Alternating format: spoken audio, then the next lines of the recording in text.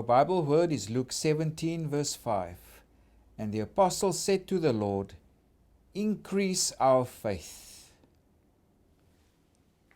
So that is the apostles making a request from Jesus. But let's first go have a look at the context of the Gospel of Luke.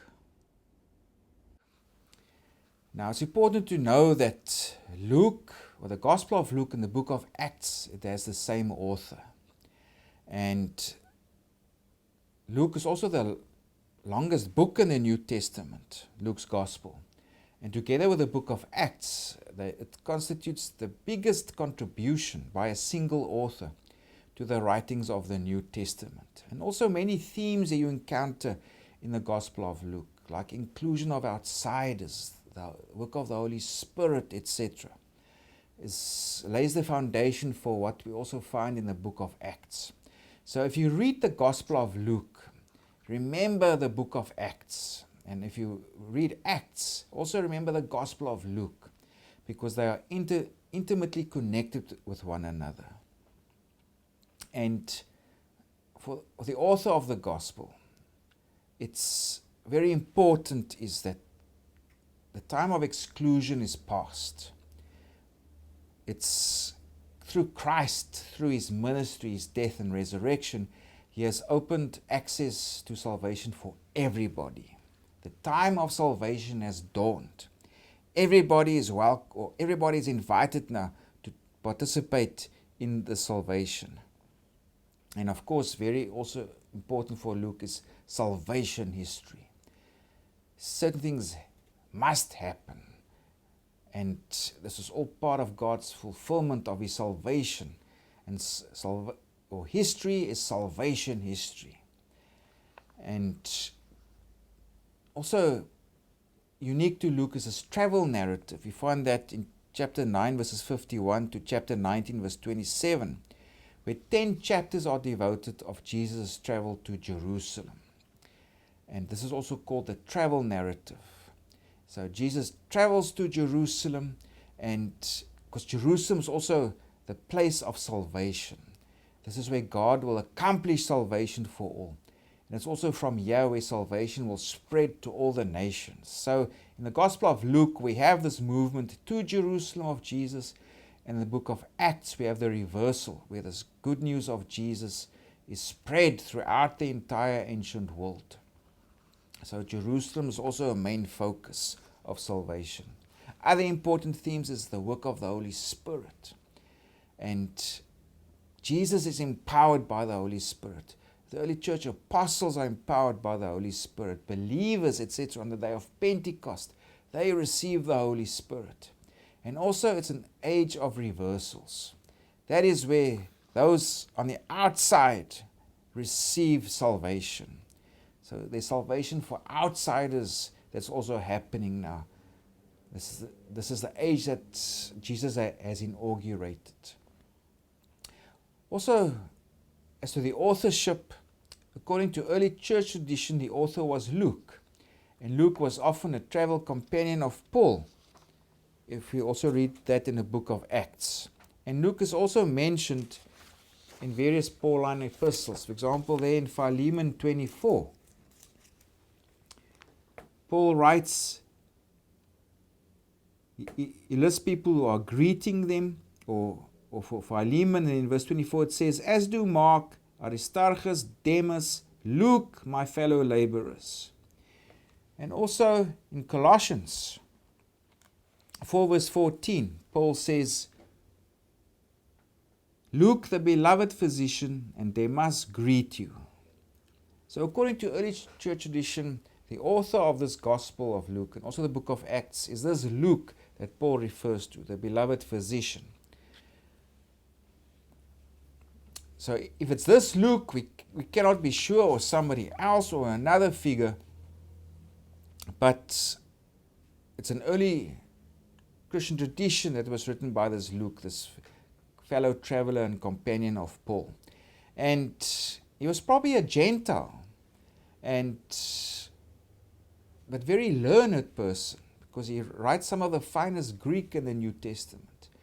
Or maybe it was a Hellenized Jew, In other words, a Jew that was very open to Gentile customs, etc., or engaging with Gentiles. And most scholars will date the Gospel of Luke to the 70s or 80s AD. And where it was written, we cannot say. But we know it was written for a Theophilus. If you go to the beginning of the Gospel and also to the beginning of the book of Acts, Luke specifically addresses this Theophilus. And this Theophilus was probably a sponsor of his project. So that he could have the leisure and the tools, the paper, etc., to write this Gospel. So that's the context for the Gospel of Luke. So we are in the travel narrative of the Gospel of Luke. That is from chapter 9 verses 51 to chapter 19 verses 27. Jesus, according to the author here, he was making his way slowly towards Jerusalem. And it's also here where we find lots of unique content of the Gospel. Within the immediate context, for example, it's where Jesus tells the parable of the rich man and Lazarus. Also, just after our text where it speaks of Jesus who will meet the 10 lepers who he will heal. So lots of unique material here. Jesus gives lots of teaching during the travel narrative. And our textual unit specifically is about offering faithful service to Jesus. Just before this, Jesus taught about people who cause sin and also the importance of forgiveness. Forgive your brother when he sins against you. And our immediate context is about faithful service. That's chapter 17, verses 5 to 10. So let's go read our Bible word again. And the apostles said to the Lord, "Increase our faith." We must understand that in the world of the Bible, faith, it refers to more than just believing in something. Faith also refers to an attitude. It refers to exercising loyalty or faithfulness to someone. It also refers to trusting in someone. It also refers to obedience in someone. So as much as you believe in something or in someone, maybe it also is an abstract proposition. This is true or that is true. It also refers to this loyalty, this faithfulness that you express towards God. Also obedience. So the disciples are also asking here, "Lord, give us more faithfulness." Not just faith in you and understanding, also faithfulness. Give us a better disposition to obey your teaching, to obey the Father's will. So they're asking Jesus, "Lord, give us more faithfulness." And then Jesus also explains what faithfulness. You only need a little bit. And with that little bit, you'll accomplish much. In the next verse, he says, "So the Lord said, if you have faith as a mustard seed, you can say to this mulberry tree, be pulled up by the roots and be planted in the sea, and it would obey you." So Jesus is saying here, if you have faithfulness, in other words, if your commitment, your disposition to God or to Jesus himself and his teaching is as little as a mustard seed or as tiny as a mustard seed, even that little bit will enable you to do and accomplish things that appear to be impossible. That's the power of faith or faithfulness to Jesus. But here, Jesus also gives another angle to faithfulness. Because now he speaks of a parable, or he gives a parable. It's about a householder. He's the owner of a small piece of land, where he has a crop and also some animals. And he has a slave. And because slavery was kind of common back then, and Jesus often uses the imagery of a slave towards the master. Because we are, in a sense, slaves to God also. We are his servants. We are absolutely dependent on him, and we must be absolutely obedient to God.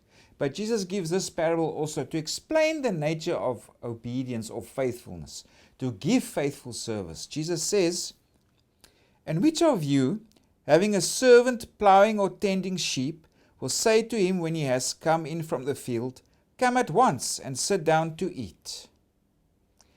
But will he not rather say to him, 'Prepare something for my supper, and gird yourself, and serve me till I have eaten and drunk, and afterward you will eat and drink. Does he thank that servant because he did the things that were commanded him? I think not. So likewise you, when you have done all those things which you are commanded, say, we are unprofitable servants. We have done what was our duty to do. So at first Jesus explains just a little bit of faithfulness will enable you to accomplish what seems to be impossible. But also the nature of your faithfulness is important, or the nature of your obedience. If you do what you are supposed to do, as a child of God, as a follower of Jesus, if you just do what you're supposed to do, you're not entitled to any special recognition or reward. It's merely being a disciple. It's doing the right thing. That is being a Christian, a follower of Jesus. You don't expect a reward, or Jesus says here, don't expect a reward, don't expect recognition. If you do what you are supposed to do, if you express the faithfulness of a Christian, of a follower of Jesus, Jesus or God owes you nothing if you do what you are supposed to do. Like he tells here in verse 9, does he, that's now the household owner, does he thank that servant or slave because he did the things that were commanded him? I think not. As a household master, you're not obliged to say thank you for doing your job. Thank you for looking after the animals. Thank you for keeping the house clean or whatever. In a similar way, God's not obligated to tell us thank you. Thank you for being faithful. Thank you for loving your neighbor. Thank you for being truthful, etc. That's not necessary at all. It's merely being a Christian. It's merely doing the right thing. So we mustn't expect any recognition or reward for doing what a Christian is supposed to do. So Jesus is saying here, a little faithfulness, like a mustard seed, will enable you to accomplish things that appear to be impossible. And also take note of your nature of your faith or faithfulness. You mustn't do it in expectation to receive something. We do it because it's the right thing to do.